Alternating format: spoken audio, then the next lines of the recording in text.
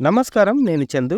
రైల్వేలో పోలీస్ కొలువులు 4660 పోస్టులకు ఆర్‌పీఎఫ్ నోటిఫికేషన్.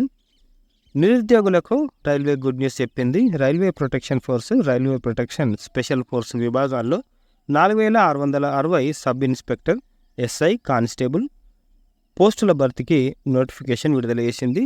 భారతీయ రైల్వేలకు సంబంధించి రక్షణ, భద్రత వ్యవహారాలను ఆర్‌పీఎఫ్ చూస్తుంది. ఏప్రిల్ 15 నుంచి అర్హులైన అభ్యర్థులు అప్లై చేసుకోవచ్చు. ఈ నేపథ్యంలో రైల్వే ప్రొటెక్షన్ ఫోర్స్లో పోలీసు ఉద్యోగాలు, selection process, exam pattern, syllabus, preparation plan గురించి తెలుసుకుందాం. గత 3 ఏళ్లుగా రైల్వే ప్రొటెక్షన్ ఫోర్స్లో నియామకాలు చేపట్టలేదు. ఈ నేపథ్యంలోనే ఈ ఏడాది భారీగా నియామకాలకు భారత రైల్వే శాఖ సిద్ధమవుతుంది. ఇందులో భాగంగానే 4000కు పైగా పోస్టుల భర్తీకి సన్నాహకాలు చేపడుతుంది. అభ్యర్థులు పటిష్ట ప్రణాళికతో ప్రిపరేషన్ కొనసాగిస్తే విజయం సాధించవచ్చు. రైల్వే ప్రొటెక్షన్ ఫోర్సు తాజా నోటిఫికేషన్ ద్వారా సబ్ ఇన్స్పెక్టర్, కానిస్టేబుల్ హోదాలలో మొత్తం 4660 పోస్టుల నియామకం చేపట్టనుంది. వీటిలో ఎస్ఐ పోస్టులకు 452, కానిస్టేబుల్ పోస్టులు 4208 ఉన్నాయి. ఎగ్జామ్ ప్యాటర్న్: ఎంపిక ప్రక్రియలో తొలి దశ రాత పరీక్షను 3 విభాగాల్లో 120 మార్క్స్కి నిర్వహిస్తారు. ఇందులో జనరల్ అవేర్నెస్కి 50 questions 50 marks, arithmetic 35 questions 35 marks, general intelligence and reasoning 35 questions 35 marks ఉంటాయి. నెగిటివ్ మార్కింగ్ ఉంది. ప్రతి తప్పు సమాధానానికి 1/3 వంతు మార్కును తగ్గిస్తారు. ఎగ్జామ్కు 90 నిమిషాల సమయం కేటాయించారు. రెండో దశ పీఈటీ, పీఎంటీ. రాత పరీక్షలో చూపిన ప్రతిభ ఆధారంగా ఒక్కో పోస్టుకు 10 మందిని చొప్పున 1:10 నిష్పత్తిలో ఎంపిక చేసి వారికి తదుపరి దశలో physical efficiency test, physical measurement టెస్టులు నిర్వహిస్తారు. Selection process: RPF sub inspector, constable పోస్టులకు 3 అంచెల్లో ఉంటుంది. తొలి దశలో కంప్యూటర్ బేస్డ్ విధానంలో రాత పరీక్ష, రెండో దశలో ఫిజికల్ ఎఫిషియన్సీ టెస్ట్, మూడో దశలో ఫిజికల్ మెజర్మెంట్ టెస్టులు ఉంటాయి. వీటన్నిటిలోనూ విజయం సాధిస్తే సర్టిఫికేట్ వెరిఫికేషన్ ప్రక్రియ పూర్తి చేసి ఫైనల్ సెలక్షన్ ఉంటుంది. ప్రమోషన్స్: ఆర్‌పీఎఫ్ సబ్ ఇన్స్పెక్టర్, కానిస్టేబుల్గా ఎంపికైన వారు సర్వీస్ నిబంధనలను అనుసరించి భవిష్యత్తులో ఉన్నత స్థానాలకు చేరుకునే అవకాశం ఉంటుంది. ఎస్ఐగా నియమితులైన వారు అసిస్టెంట్ సూపరింటెండెంట్ స్థాయికి చేరుకోవచ్చు. కానిస్టేబుల్గా ఎంపికైన వారు సబ్ ఇన్స్పెక్టర్, ఇన్స్పెక్టర్ స్థాయికి చేరుకోవచ్చు. పని అనుభవం బట్టి ప్రమోషన్స్ తొందరగా వచ్చే అవకాశం కూడా ఉంది. సిలబస్ ఒకటే, ప్రశ్నల సరళిలో మార్పు.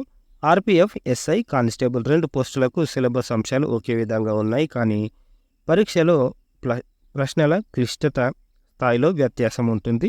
అంటే ఎస్ఐకి కొంచెం టఫ్ ఇస్తారు, కానిస్టేబుల్కి కొంచెము ఫ్రీ ఇస్తారు.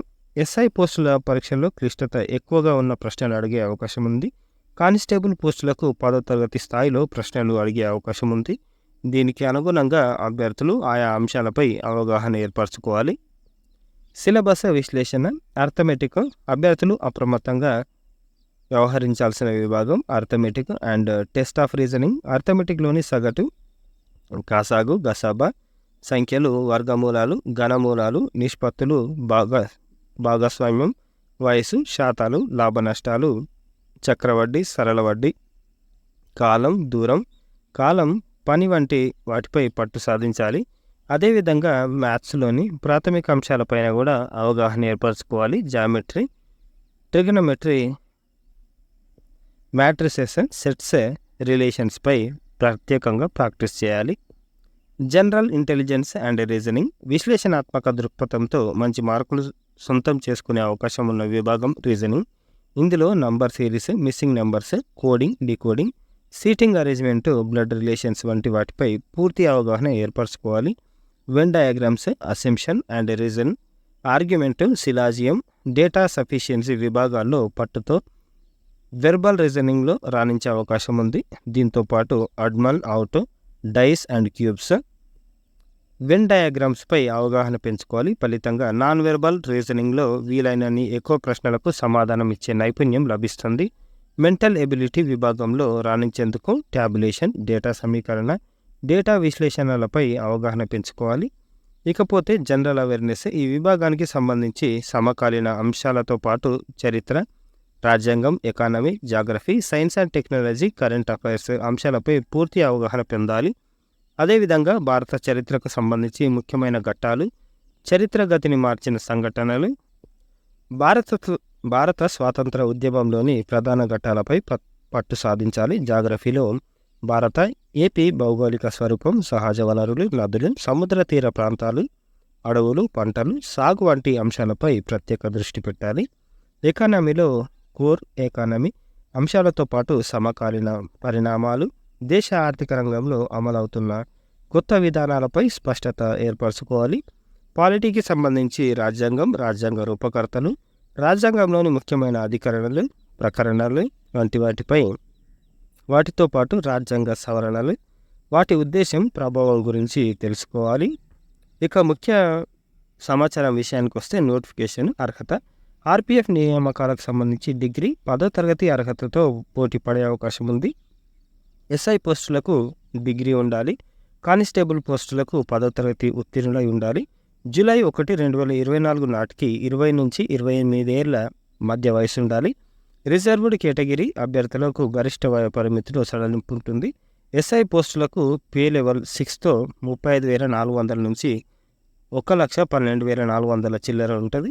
కానిస్టేబుల్ పోస్టులకు పే లెవెల్ 3తో 21,700 నుంచి స్టార్ట్ అయ్యి 69,000 చిల్లర కూడా వస్తుంది. ప్రారంభ వేతనం అట్లుంటుంది. అప్లికేషన్లు.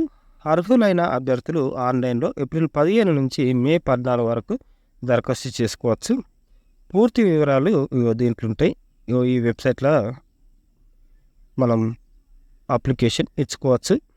ఇది ఈరోజుకు సంబంధించిన పేపర్ ఆర్టికల్. రైల్వేలో పోలీస్ కొలువులు 4,660 పోస్టులకు ఆర్పిఎఫ్ నోటిఫికేషన్.